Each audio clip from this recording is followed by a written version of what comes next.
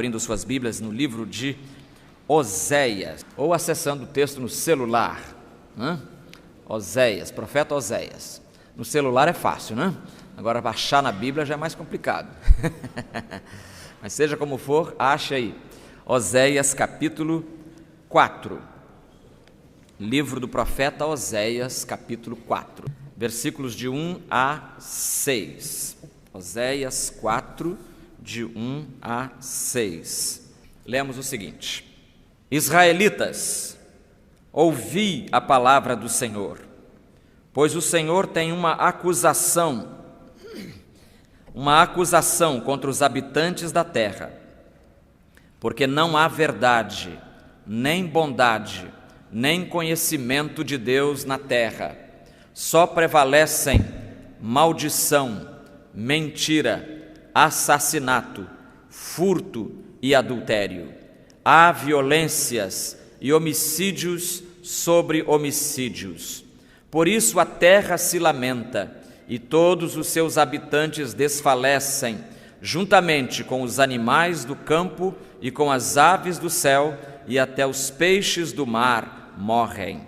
Entretanto, que ninguém venha a contender e que ninguém repreenda, pois a minha contenda é contigo, ó sacerdote. Por isso tropeçarás de dia, e o profeta tropeçará contigo de noite, e eu destruirei a tua mãe. O meu povo está sendo destruído, porque lhe falta conhecimento. Porque rejeitaste o conhecimento, eu te rejeitarei, para que não sejas sacerdote diante de mim. Visto que te esqueceste da lei do teu Deus, eu me esquecerei de teus filhos. Vamos orar. Ignorância mata. Senhor Deus, tem misericórdia de nós. Fala-nos nesta hora aos nossos corações. Coloca, Senhor, a tua palavra que preservaste ao longo da história e ainda preservas. Coloca esta palavra, Senhor, no fundo das nossas almas, no âmago dos nossos corações. Que a tua palavra possa realmente fazer diferença em nossas vidas. Que ao ouvi-la agora e ao praticá-la agora e sempre, nós possamos, Senhor, fazer a tua vontade e ter as bênçãos prometidas na tua palavra àqueles que te obedecem. É a nossa prece em nome de Jesus. Amém. Queira sentar-se. Diz o povo: quem avisa, amigo é. Deus é mais do que um amigo. O nosso Criador sempre se dispôs a nos avisar dos perigos que conspiram contra a nossa vida. Deus avisou Israel, por exemplo, por meio dos profetas como Oséias. Oséias, não sei se você teve dificuldade de achar na sua Bíblia, foi um dos 12 profetas menores. Profetas menores? Por que menores? Não porque a mensagem deles fosse menor do que a mensagem dos profetas maiores, não. Mas simplesmente porque a produção literária deles, a produção de textos deles, por isso é pouca, por isso os livros deles são pequenos, são pequeninos. Os profetas menores, você poderia ler em 2 horas, você leria todos eles, os 12. Oséias, em 15 minutos, você consegue ler todo o livro. Então eles são de pouca produção, mas isso não significa que a mensagem seja inferior à dos outros profetas. Oséias profetizou no reino do norte. Lembra quando ele está vivendo? Há 2 reinos. A terra de Israel, o reino de Israel se divide, então nós temos o reino do sul e o reino do norte. Escola dominical, domingo, 8h30 da manhã, né? Aqui a parte de baixo é o reino do sul, capital, Jerusalém. Reino do norte, a parte maior, capital, Samaria. Viva o professor da escola dominical, é isso aí. Vamos aprender a Bíblia, né? Porque vale a pena. Então, o profeta Oséias profetizou no reino do norte, parte de cima, evidentemente, e foi no tempo do reinado de Jeroboão II, que foi entre os anos 794 e 753 aproximadamente. Sempre que se fala de cronologia bíblica, se fala em termos aproximados, porque é impossível precisar exatamente os tempos, os anos. O ministério dele deve ter ocorrido entre os anos 760 e 720. Oséias foi contemporâneo de Isaías e foi contemporâneo também de Amós e Miqueias. Esses 4 profetas vivem praticamente no mesmo tempo. Os 4 hoje assistiriam os mesmos programas de televisão, porque eles estão vivendo no mesmo tempo, simultaneamente. Só que Oséias era um homem do interior, diferentemente de Isaías, que era seu contemporâneo, que era da capital. Isaías é um profeta famoso, ele transita entre os políticos. Isaías é refinado, ele entende de política internacional, ele entende muito de poesia. Há palavras em hebraico que nós temos na Bíblia, mas palavras que só aparecem em Isaías, não aparecem mais em autor algum. Ou seja, ele tinha um domínio vocabular extenso, grandioso. Ele realmente tinha dons literários muito altos, muito profundos também. Mas Oséias não. Oséias é um homem do interior, provavelmente de cultura mediana, mas nem por isso já é uma lição para a gente, nem por isso Deus deixou de usar, Como Amós também, contemporâneo dos 3, Amós também era criador de boi, Amós era fazendeiro, digamos assim, e Deus chamou Amós para também ir pregar a palavra do Senhor. Oséias, você sabe, lendo na Bíblia, teve um casamento muito complicado, e foi uma experiência traumática para a vida dele, mas o casamento complicado dele foi usado por Deus para mostrar Deus o seu amor pelo seu povo, o povo de Israel. A mulher o traiu, ele foi mandado, o Senhor mandou que ele fosse lá buscar a mulher, e quando ele chegou, ele encontrou a mulher completamente abandonada, completamente escravizada, explorada pelas máfias da época, porque sempre as houve. Mas Oséias mostra o seu grande amor pela sua esposa, e Deus diz: está vendo? Do mesmo modo que você ama essa mulher, eu amo também o povo de Israel. Então foi uma metáfora, vamos admitir, pesada, cansativa, exigente, de altíssimo custo para a vida de nosso irmão Oséias. Em nosso texto, Oséias diz no versículo 1: o Senhor tem uma acusação contra os habitantes da terra. Vamos parar aqui primeiramente. O Senhor tem uma acusação contra os habitantes da terra. Meus irmãos, prestemos atenção na preposição aqui. Está dizendo que o Senhor tem uma acusação contra os habitantes da terra. Por que é importante destacar esse contra aqui? Porque hoje há muita gente falando de um Deus que topa tudo, um Deus que tudo aceita, um Deus que fecha os olhos para os erros humanos, um Deus que passa a mão na cabeça de todo mundo, um Deus que não exige nada. Na verdade, o Deus que estão comunicando em muitos setores hoje do evangelicalismo, digamos assim, não só brasileiro, mas universalmente falando, é um Deus bonzinho demais, é um Deus estranho até para a Bíblia, porque a Bíblia não fala, ela diz que Deus é amor, que Deus nos ama, mas ela diz também que Deus nos cobra certas coisas, nos cobra certas posturas, e parece que ninguém quer fazer o papel antipático de denunciar os erros das pessoas individualmente ou denunciar os erros da sociedade coletivamente. O Senhor tem uma acusação contra os habitantes da terra. Por que tem? Porque a natureza de Deus rejeita o pecado, refuga, recusa enfim, refuta o pecado. Deus não aceita de jeito nenhum na sua natureza o pecado.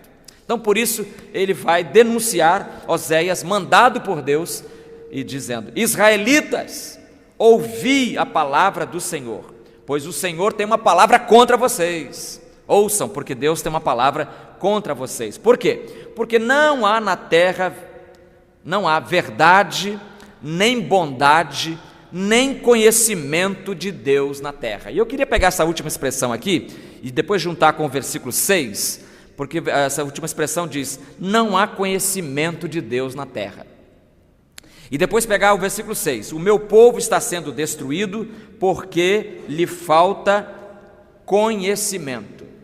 Vamos pegar então essas duas sentenças e vamos tentar amarrar nelas ancorar nelas os nossos pensamentos nesta noite. Em primeiro lugar, nós vamos descobrir que, por não conhecer a Deus, o homem leva uma vida suicida. Por não conhecer a Deus, o homem leva uma vida suicida. Meus irmãos, é assustador o fato de que, quando nós retiramos Deus da nossa vida, nós caímos num vazio existencial impressionante. Olha só, no Brasil, 7,5% dos adultos já foram diagnosticados com depressão. Desculpe, o que equivale a 11 milhões de brasileiros. 11 milhões de pessoas. Dentre esses brasileiros, mais da metade, 52% desses 11 milhões, usa medicamentos. E os dados são do IBGE. E os estados que mais concentram adultos deprimidos, quer saber? Vou lhe dizer. São os estados, lamento aqui os gaúchos presentes aqui, os paranaenses, catarinenses, são os estados do sul. A minha mulher diz, é por causa do frio lá. Provavelmente por causa do frio. O Rio Grande do Sul lidera essa lista. Lá são 13,2% das pessoas com 18 anos ou mais que já foram diagnosticadas por um profissional de saúde. No estado do Rio Grande do Sul. E coincidentemente, ou não, é o estado onde se verifica o menor número de igrejas batistas, pelo menos. Evangélicas, de modo geral, não tenho esses dados, mas de igrejas batistas é o menor estado onde há menor número de batistas. Então, provavelmente podemos traçar uma associação entre servir a Deus, entre conhecer a Deus ou se sentir deprimido. Em seguida vem o estado de Santa Catarina. Vai chegar, Santa Catarina. Em Santa Catarina, 12,9% da população de deprimidos. Depois vem o Paraná, paranaense aqui presente também, Deus abençoe os paranaenses aqui, 11,7%. Aí minha mulher conclui logo, é o frio, só pode ser o frio, não é possível. 3 estados assim, tudo pertinho do outro, né? Sofrendo de depressão. Meus irmãos, e se formos falar do problema do alcoolismo, nós temos no Brasil 6 milhões de alcoólatras assumidos, sem falar daqueles outros que não sabemos, que não dizem que tem o problema, ninguém sabe que tem o problema. Sem falar também do enorme contingente de dependentes químicos, viciados em droga, pessoas também cujo número nos é completamente desconhecido. Há pesquisas aqui e ali, mas não sabemos exatamente. Por exemplo, o Globo de 2 anos atrás disse que pesquisadores estimam que 5,7% dos brasileiros estimam os pesquisadores, que esses 5,7% sejam dependentes de drogas. Dependentes de drogas. Índice que representa mais de 8 milhões de pessoas. Mais de 8 milhões de pessoas. Ou seja, há alguma coisa errada. Alguma coisa errada quando um povo prefere o vazio, prefere tomar remédio contra a depressão, prefere encher a cara de qualquer coisa, para tentar fugir dos problemas, meus amigos. Não estou aqui invectivando, não estou condenando aqueles que têm essas dependências, porque essas pessoas são dignas de pena, dignas de oração e do nosso esforço de trazê-las de volta à liberdade, libertá-las disso. Estou dizendo que é um dado. Nós temos no país muita gente vivendo problemas graves, como havia também em Israel naqueles dias de Oséias. Por quê?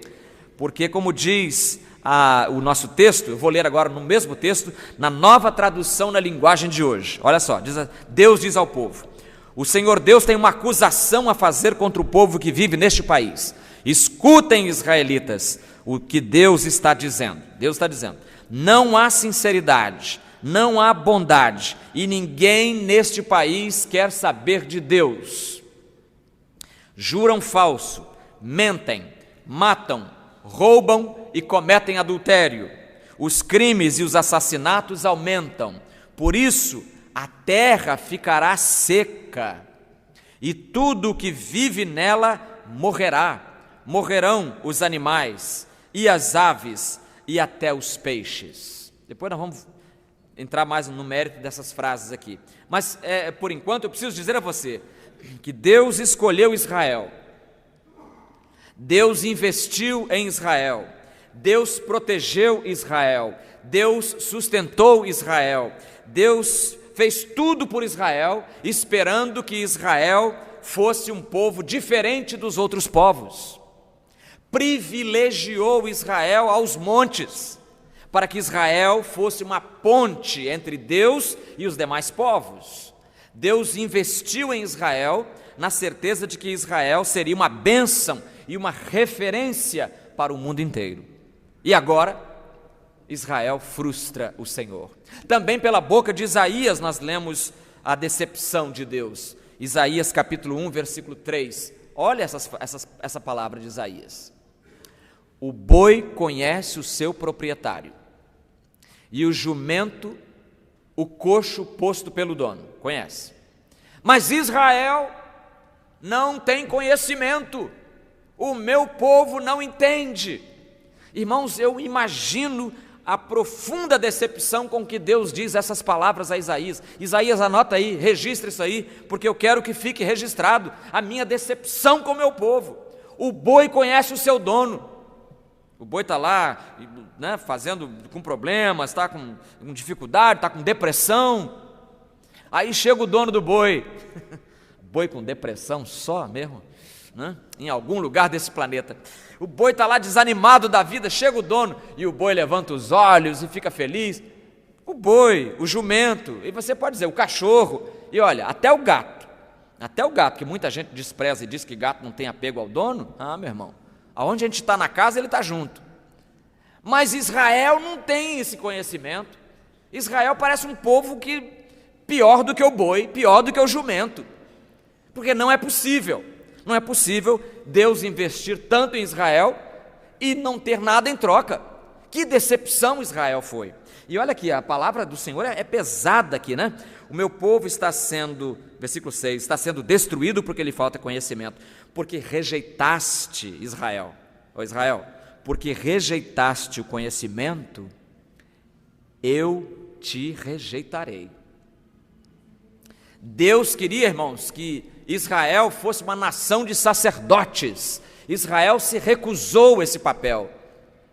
E agora Deus vai escolher outra pessoa, ou no caso, outro grupo, que no caso é a igreja do Senhor Jesus, o novo Israel de Deus, porque Israel pisou na bola. E se os crentes também não corresponderem à vontade de Deus, irmãos, Deus não vai ficar preso aos nossos descompromissos, não. Ele é Senhor, Ele é soberano, Ele faz o que Ele quiser e Ele pode atropelar os nossos planos muito bem. Se a igreja não quiser obedecer a Deus, Deus pode atropelar a sua igreja também. Ele fez isso com Israel, Ele é Senhor. Israel recusa o conhecimento de Deus. Então, ignorância vai matar Israel. A atitude de Israel, irmãos, lembra a daquele filho que o pai tanto ama, em que o pai tanto investe, o pai o sustenta, o pai estimula o danado a estudar, o pai faz tudo o que for possível e impossível para o filho. Aí num dia triste e escuro, o pai descobre que o filho quer seguir o caminho do submundo. O pai descobre que o filho quer ser mais um dependente de droga. O pai descobre que o filho não quer trabalhar. O pai descobre que o filho acha que roubar é o itinerário mais rápido para o sucesso. O menino arranjou essas ideias, não se sabe aonde, enfiou esse troço na cabeça e agora porque quer se dar bem, roubando, passando os outros para trás. Que tristeza para esse pai, não é verdade? Investe tanto no filho e olha o que ele tem agora de volta. É um filho que prefere o caminho do mal. Irmãos, Israel cuspiu no prato que Deus lhe preparou com tanto carinho. E como consequência dessa atitude de Israel, Israel viverá uma vida de pecado. Vê aqui, ó. Deus tem uma acusação contra os habitantes, porque não há verdade, nem bondade, nem conhecimento do Senhor. Está faltando tudo isso a Israel. Israel que seria encarregado por Deus de levar isso, a verdade, o conhecimento, a bondade, levar isso aos outros povos. Israel é uma frustração. Israel caminha para a destruição, porque Israel não quer o conhecimento de Deus. Irmãos, Oséias descreve um quadro sombrio da realidade que o pecado constrói. Só prevalecem, diz a nossa tradução, só prevalecem maldição, mentira, é um querendo passar a perna no outro, um querendo levar vantagem em cima do outro, assassinato, furto, adultério, violência, homicídio sobre homicídio. Um mundo assim, irmãos, é um mundo que só pode ser deprimente, porque é um mundo sem graça, sem poesia, sem segurança, sem alegria, sem confiança, sem amor, sem esperança. Quem quer viver num mundo assim? Então, por não conhecer a Deus, o homem se torna um homem suicida. Recusar o conhecimento de Deus é a mesma coisa que dar fim à sua vida. Mas, em segundo lugar, por não conhecer a Deus, o homem constrói uma sociedade fratricida. Aqui já é uma palavra, né? Caiu no Enem essa palavra? Será que caiu aí? Fratricida. Se alguém escreveu fratricida no Enem, se deu bem, hein? O professor vai dizer, isso aqui conhece a língua. O que é fratricida, hein, gente? Aquele que mata o frater. Em latim, era como se chamava o brother. Frater, brother, tão parecido, ó. Né? O seu irmão é aquele que mata o seu irmão. Só prevalecem maldição, mentira, assassinato, furto, adultério, há violências no plural. Violência do marido contra a mulher em casa, marido espancando a mulher, onde já se viu isso? Marido crente fazendo isso, onde já se viu isso? Em Israel se viu.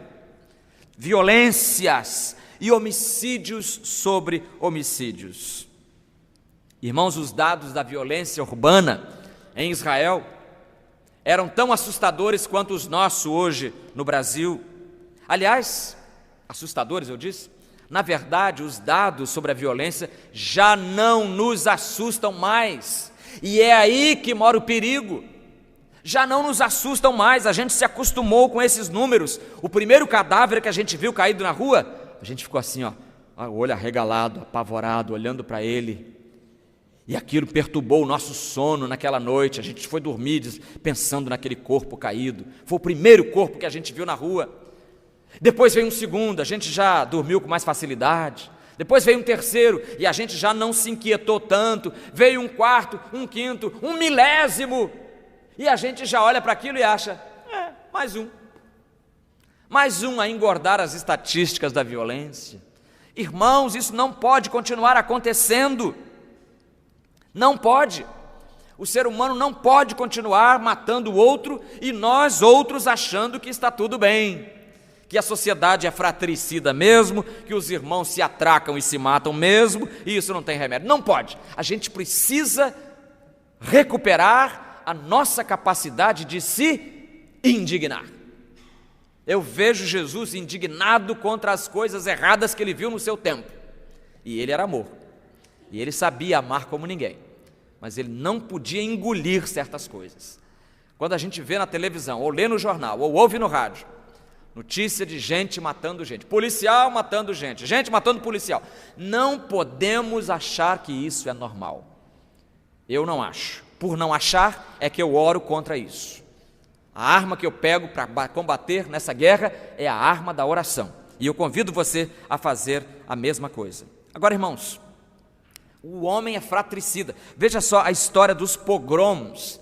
Pogrom, o pastor está trazendo fratricida, pogrom, está me preparando para o Enem do ano que vem? Talvez, né? O Enem do ano que vem. Pogrom, sabe o que é pogrom, irmão? É um ataque violento, maciço a pessoas, com a destruição simultânea do seu ambiente, casas, negócios, centros religiosos. Eu vou trazer para você, veja como a maldade humana, a que nível ela chega.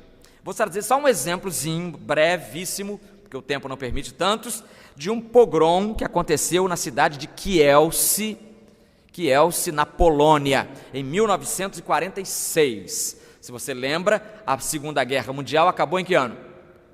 1900 e... Enem de novo, 1945. Já tinha acabado a guerra, mas em 1946, um ano depois, houve na cidade de Kielce uma matança de judeus. Sabe quem matou os judeus? Os próprios vizinhos. Os vizinhos mataram 42 sobreviventes do Holocausto. E sabe por que eles mataram? Mataram porque durante a prisão dos judeus, eles foram levados para longe dali, os vizinhos ficaram com o quê? Com as casas. Os vizinhos tomaram posse. Aí ficaram todos felizes, casa de judeus tinham dinheiro, sempre tem, né, Moisés? Judeu tem dinheiro. Então, quer dizer, eles ficaram com a casa deles, com os quadros, com os instrumentos musicais, com as coisas boas que eles tinham. Tomaram posse. Ih, que maravilha, nos demos bem dessa vez. Aí a guerra acaba, 42 desses voltam para suas casas. Não voltaram para suas casas. 42 encontraram a morte, cidade de Kielce, na Polônia. Medo de devolver aos donos os imóveis que eles ocuparam. Meus irmãos, eu confesso a vocês que essa semana, quando eu li esse troço, eu fiquei com raiva de mim, com raiva do ser humano. Como é que nós podemos nos permitir chegar a esse ponto? A raça humana parece que se doutorou em destruição. Matar é com a gente mesmo. Mata-se tanto em nome do indivíduo quanto em nome do Estado. Mata-se em nome da democracia, como também se mata em nome da vergonha. Da ditadura. Em nome da democracia, da liberdade, a gente mata. Depois a gente mata em nome da ditadura também. Mata-se em nome da honra, como também se mata em nome da vergonha. Mata-se em nome do mercado, como também se mata em nome da poesia. Mata-se em nome do passado, quanto também em nome do futuro. Mata-se tanto por causa da grandeza das galáxias, quanto por dar cá aquela palha. Morremos e matamos uns aos outros em nome da religião, como também se mata em nome do ateísmo. Uma coisa, um extremo e outro são razões para as pessoas se matarem. Parece que qualquer coisa se torna pretexto para disparar o gatilho, para detonar o gatilho da violência. Século XX passou a história, seguramente, como o século mais violento de todos. E eu tenho as minhas dúvidas se o século XXI vai ser melhor. Tenho minhas dúvidas. Por que isso? Porque os homens continuam rejeitando o conhecimento de Deus. E porque os homens continuam rejeitando o conhecimento de Deus, a cada 68 segundos, um homem mata o outro. A cada 68 segundos. Então, o homem sem Deus, por rejeitar o conhecimento de Deus, ele se torna um homem suicida, se torna um homem fratricida e, em terceiro lugar, é primo, é parente. Por não conhecer a Deus, o homem constrói uma sociedade genocida. Outra palavrinha também para o Enem do ano que vem. Genocídio. Meu povo está sendo destruído porque lhe falta conhecimento. E quando se fala em genocídio, a Wikipédia na internet me deu 18 18 importantes genocídios só na nossa era contemporânea. Alguns falam lá da noite de São Bartolomeu, né? 24 de agosto de 1700, lá vai fumaça, quando se mataram protestantes aos montes na França, mas eu deixei para lá, só da era contemporânea. E eu queria então pegar até umzinho aqui, que foi, deixa eu pular tudo isso aqui, porque um genocídio, o genocídio que aconteceu no início do século XX, na Primeira Guerra Mundial, em que 972 mil armênios foram simplesmente eliminados só por serem armênios. Como os judeus, os 6 milhões de judeus que foram também trucidados, executados, o que eles fizeram de errado? Nada, só por serem judeus. Meus irmãos, é uma coisa estúpida. E alguém fez um cálculo, somando-se os 10 mais bárbaros genocídios da Terra, recentemente, o número de mortes ultrapassa 29,5 milhões de vidas humanas. 30 milhões de vidas, 30 milhões de pessoas mortas só por causa do fato de pertencerem a um determinado povo.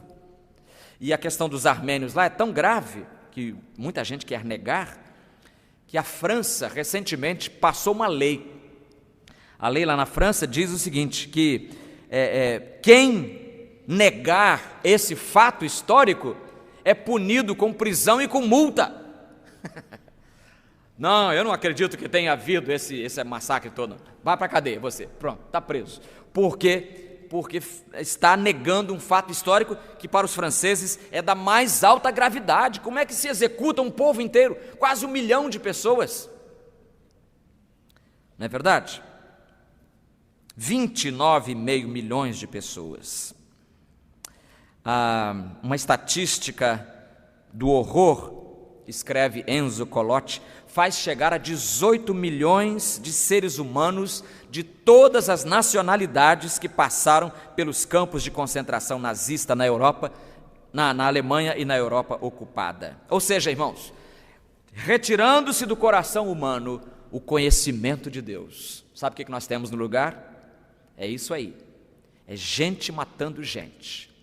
Retirando-se o conhecimento de Deus, o outro vira um animal que eu posso eliminar sem qualquer crise de consciência. Louvado seja Deus pelo conhecimento do seu nome, porque é o conhecimento de Deus que vai fazer a gente valorizar uns aos outros. É o conhecimento de Deus que vai fazer você respeitar a sua esposa e a senhora respeitar o seu marido. É o conhecimento de Deus que vai fazer você, filho, obedecer os seus pais e você, pai, amar os seus filhos. É o conhecimento de Deus que vai fazer os vizinhos que estão batendo boca e pegando, já polindo as armas, vai fazer esses vizinhos se sentarem numa mesa de negociação e conversar e assinar uma paz. É o conhecimento de Deus, irmãos, que vai nos fazer isso, porque sem esse conhecimento, o homem está cortejando a morte, está namorando a tragédia, está fazendo um compromisso com o caos. Mas para terminar, eu queria que nós tirássemos do texto 3 breves conclusões. Primeira conclusão que eu vou tirar do texto: a opção pela impiedade acarreta problemas sociais e ecológicos. Ou seja, toda vez, diz o texto, versículo 3, Oséias já está até antecipando problemas ecológicos. Olha só, versículo 3 diz assim: por isso a terra se lamenta, porque havendo furto, adultério, assassinato, crime, mentira, a terra se lamenta e todos os seus habitantes desfalecem, juntamente com os animais do campo e com as aves do céu, e até os peixes do mar morrem. Está aqui, ó, Oséias 4:3, até os peixes do mar. Nós poderíamos acrescentar aqui a látere, né? Aqui lateralmente, colocar aqui uma notinha, e os peixes da lagoa Rodrigo de Freitas também. Até os peixes estão... Irmãos, o que está acontecendo com a nossa terra? O Brasil era considerado o paraíso hidrográfico do mundo, os maiores rios, as melhores águas, e de repente a televisão não mostra outra coisa senão uma terra seca. Nós estamos a caminho da desertificação, parece. Está ali o professor de geografia que não me deixa mentir, né? Nós estamos a caminho da desertificação. O Brasil, daqui a pouco, vai rivalizar com o deserto do Saara. Coisa triste, porque quando nós nos distanciamos do conhecimento de Deus, nós nos tornamos os piores síndicos da criação. Deus quis que o homem se tornasse o síndico da criação, ou seja, com o dever de preservar a qualidade do paraíso que Deus lhe deu. Deus nos deu um paraíso, irmãos. O que acontece quando você aluga uma casa? Quando você aluga uma casa e fica ali muitos anos, quando você vai sair, você precisa fazer o quê? Devolver a casa. Em que condições? Piores ou melhores ou iguais àquelas em que a encontrou? Iguais, pelo menos. Se puder deixar melhor ainda, melhor. Mas parece que não. Já no tempo de Oséias, os animais do campo estão sofrendo, as aves do céu, os peixes do mar, pagando um alto preço pela nossa irresponsabilidade. E a nossa irresponsabilidade tem uma causa: a ausência do conhecimento de Deus. Então veja como o conhecimento de Deus é fundamental, e quando a opção é feita ao contrário, é feita pela impiedade, isso traz problemas para o indivíduo, traz problemas para a sociedade em que esse indivíduo vive e traz problemas até para o planeta em que esse indivíduo vive. Problemas ecológicos. Estamos vivendo hoje. Deve ser problema ecológico. Está acabando a energia no Brasil. As luzes vão se apagando, que nem essas aqui agora. O que está acontecendo com o mundo, irmãos? Segunda lição. As lideranças têm maior responsabilidade diante de Deus. Não sei se você percebeu a quem Oséias está dizendo essas palavras. Notou aqui? Notou? Ele está dizendo essas palavras ao sacerdote. Versículo 4. Entretanto, que ninguém venha a contender e que ninguém repreenda, que ninguém fique brigando por causa disso, pois a minha contenda é contigo, ó sacerdote. E aqui na minha tradução, versículos 4 a 6, na nova tradução na linguagem de hoje, diz assim: o Senhor Deus diz: não acusem, nem repreendam o meu povo, a minha acusação é contra vocês, sacerdotes. Dia e noite vocês andam sem rumo, e os profetas fazem o mesmo. Vou acabar com Israel, a mãe de vocês. O meu povo não quer saber de mim, e por isso está sendo destruído, e vocês, sacerdotes, também não querem saber de mim, e esqueceram as minhas leis, portanto, eu não os aceito mais como meus sacerdotes.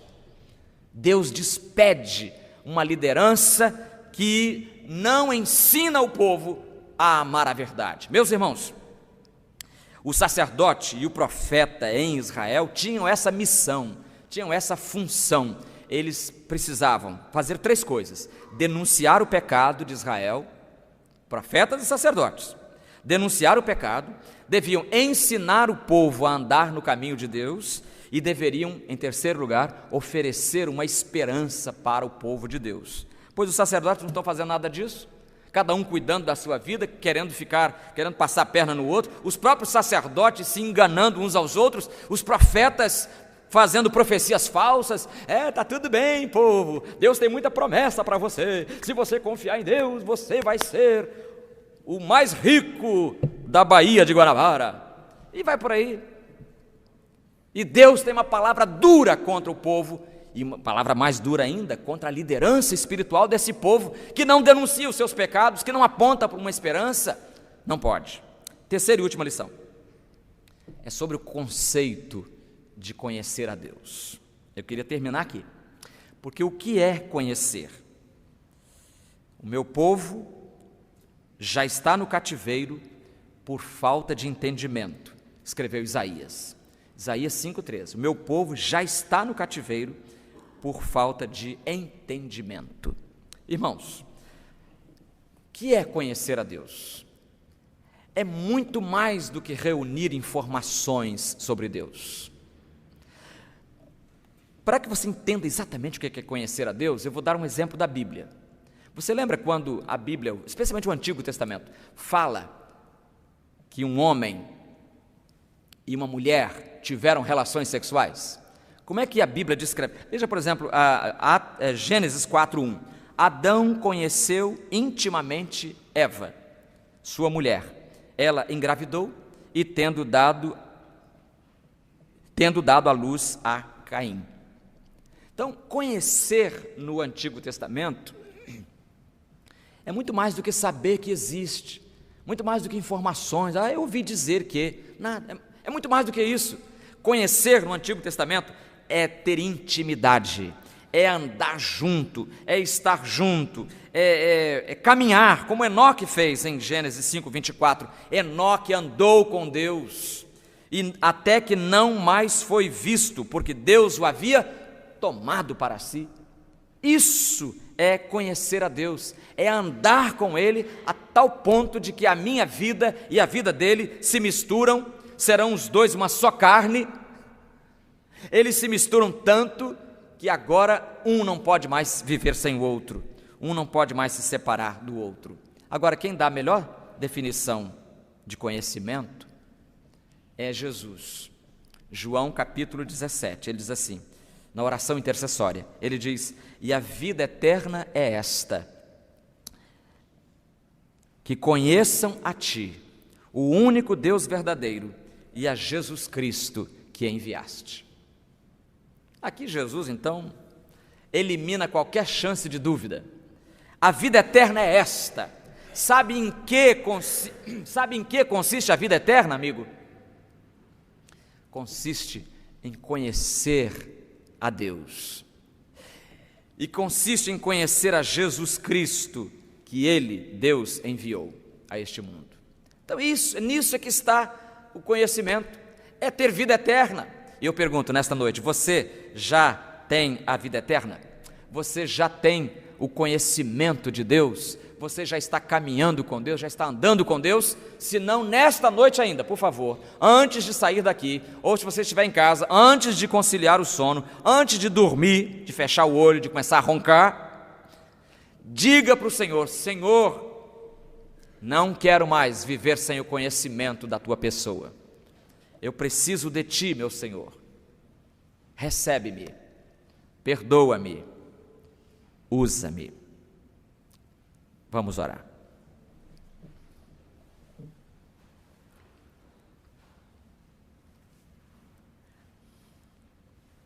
Muitas vezes, ó Deus, nós nos comportamos como se não Te conhecêssemos. E isso é trágico para nós, pessoalmente. E isso é trágico para a igreja, coletivamente. Isso é trágico para a sociedade. É trágico para o mundo, para o planeta, inclusive, como Oséias disse. Mas, Senhor, dá-nos o conhecimento do Teu coração. Nós queremos ter intimidade contigo. Nós queremos andar contigo. Nós queremos refletir a Tua presença em todos os atos, em todos os momentos da nossa existência. Ó Senhor, ajuda-nos. A tentação para Te ignorar é muito grande. A cada dia se multiplicam as tentações em nossa caminhada. Mas, Senhor, nós queremos caminhar contigo. Nós queremos ter intimidade contigo. Nós queremos Te conhecer. Ajuda-nos a não sermos destruídos por falta de conhecimento. Nós queremos Te conhecer. Ajuda-nos, Senhor, a sermos bênçãos para as pessoas que convivem conosco. Se elas estiverem deprimidas, ajuda-nos a alegrá-las com a alegria que vem do Teu próprio coração. Se elas estiverem, Senhor, investindo as suas vidas em algo que seja contrário à Tua vontade, ajuda-nos a oferecer-lhes o remédio que vai libertá-las. Ajuda-nos, Senhor, a sermos instrumentos preciosos nas Tuas mãos, a fim de trazer de volta à Tua presença aqueles amigos e amigas, irmãos e irmãs, que resolveram viver sem o conhecimento da Tua pessoa. Tem misericórdia de nós e ajuda-nos a termos misericórdia dos outros também. É a nossa prece, em nome de Jesus. Amém.